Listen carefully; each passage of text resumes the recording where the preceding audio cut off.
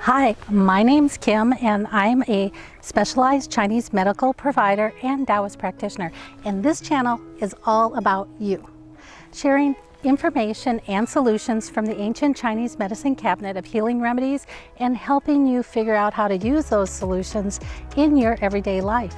I wanted to spend a little time today talking to you about grief.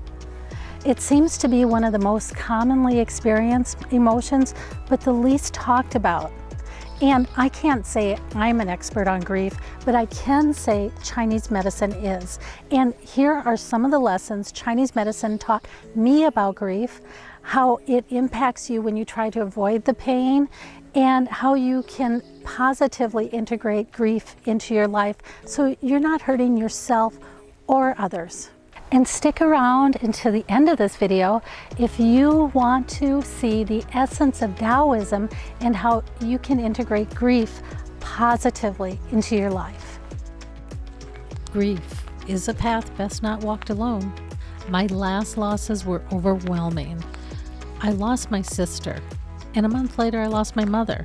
And a month after that, I lost my show horse that I had bred and raised from a baby, including bottle feeding him. Then I lost my other show horse, who had been my most patient instructor and friend. And what made each of these losses so poignant is I walked the last few years with each of them, knowing they were leaving soon. Something had happened in each of their lives that had started the timer on their passing. Throughout all this, I had my husband at my side, and I couldn't have made it without him.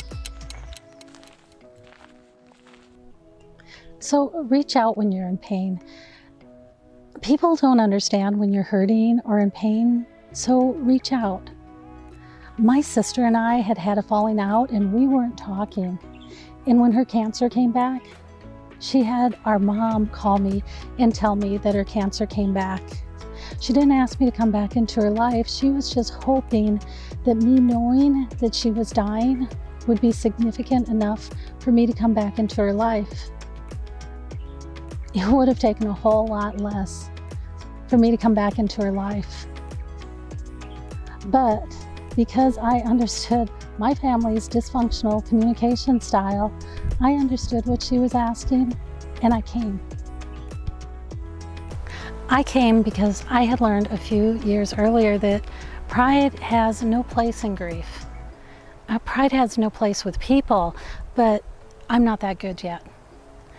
And I grew up in a small town, and people from a small town have this really unique bond with each other that I've never seen in a big city.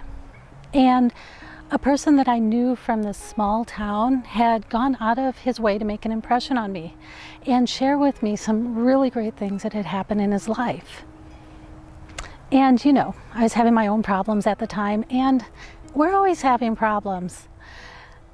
But I was a bit proud, a bit jealous, and a bit judgy. And what do jealous, judgy people do? They punish others in a million different ways. And I ignored him, and I went about my own life.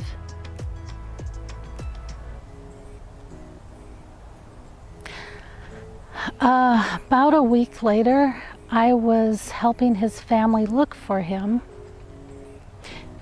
He had committed suicide. People are important. Acknowledge them. And I get that I didn't cause his suicide, but I also get that I had an opportunity to honor and acknowledge someone else. Acknowledge them. Chinese medicine taught me that all the emotions have this separate identity that needs to be accepted and acknowledged.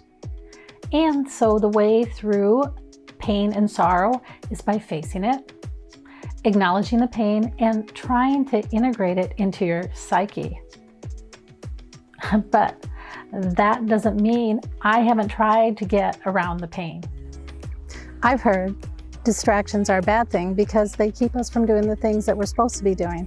And you know, that's probably true most of the time, but there are times when distractions are the exact right response.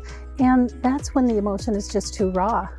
Distractions can keep me going until I'm strong enough to face the grief. But you can't use distractions forever. Distractions take a lot of energy, especially when you're trying to avoid feeling.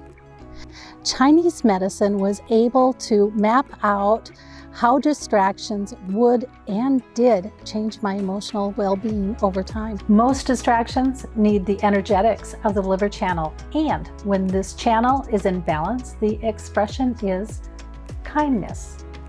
And when it's out of balance, the expression is anger, frustration, judgment, or depression. And the longer distraction goes on, the harder and harder you have to push yourself to stay distracted, and you create this horrible nervous type of energy inside yourself. Kindness gets replaced by judgment, and not just of others, but of yourself. So 3 things with distractions. Distractions promote anger or depression, judgment, and this horrible nervous energy that lays the foundation for anxiety. I published a book you can find on Amazon that gives you usable information on emotions and their interactions in the body and how you can help bring yourself back into harmony. There are many things you can do to break the cycle of distraction, so check out my videos in the Finding Balance series on YouTube, or my meditation videos on YouTube, or my book on Amazon.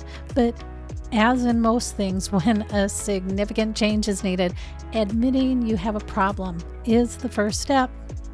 My other favorite method of dealing with grief is through avoidance. Burying that pain and grief so deep, it's never going to see the light of day. I forget it happened. It's under 6 feet of dirt. How could it ever see the light of day? But your mind doesn't forget, and you didn't bury it. You're just refusing to think about it. Have you ever been told to meditate, but don't think about this one item? Like, meditate for the next 5 minutes, but don't think about the color orange. You've spent the last 30 days not thinking about the color orange, but given the directive to not think about the color orange, and in the next 5 minutes, the color orange comes up 100 times. That's the same thing that happens when you try to avoid a situation by believing you are burying it deep inside your psyche. Technically, it is buried deep within your mind and you're not consciously thinking about it. But your subconscious spends days running it over again and again. And instead of avoiding the situation, you start manifesting it in your life choices until you dig up and release the emotion you buried. You can never be free of it. Regrets are one way to ensure the grief and sorrow goes on longer than necessary. The first significant loss that I experienced was the death of my father. And I was young. I was halfway between a teenager and a young adult. My father and I spent a lifetime at odds with each other, and at the end of his life, I was still entangled in our fight. Regrets made that grief and sorrow go on for years. And when they're gone, you can't change the story. Every regret I have had has helped make me a better person, and here are 3 things I learned through regrets. First, always make sure they know you love them. If someone has been instrumental in your life, has helped you overcome some obstacle, made you a better person, let them know it. Let them know about the good things they did in your life. I got the best birthday card from my husband, and the card wasn't just some happy birthday card. It stated what he valued in our relationship and acknowledged me for being me. And that was powerful. If you can't think of how to do that, start by practicing 5 positives to 1 negative. You can spit 1 positive out at any time.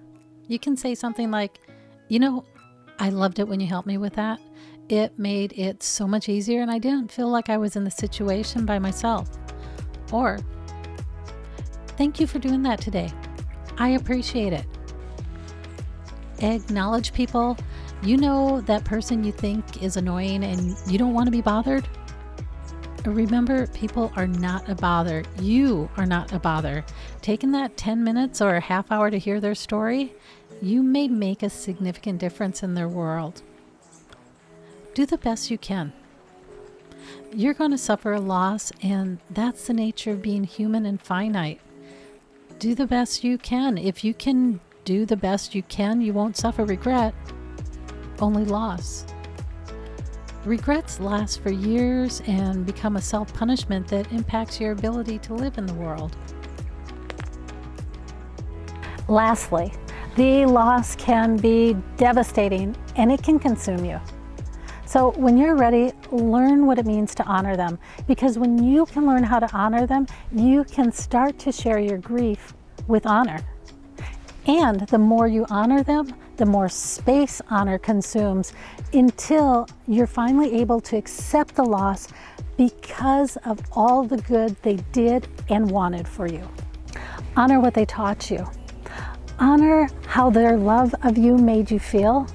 Honor the joy of having them in your life, and remember what they gave you. Your parents gave you your life. Your partner gave you a child. Remember the emotional highs and learnings you gained by having them in your life. And most of all, remember what they wanted you to become. Okay guys, that's a wrap. Until next time, I'll catch you on the other side.